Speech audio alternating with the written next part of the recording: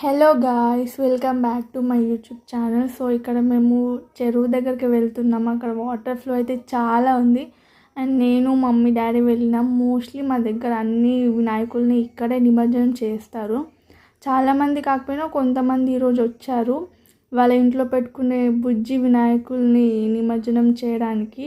మా ఇంట్లో కూడా వినాయకుడిని పెట్టి మా గల్లీలో పెట్టేసాం. సో మేము నిమజ్జనం చేయడానికి రాలేదు.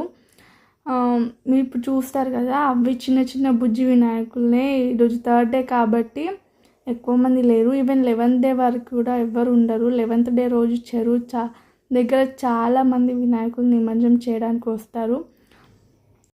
అండ్ రోడ్ పైన మొత్తం ట్రాక్టర్సే ఉంటాయి.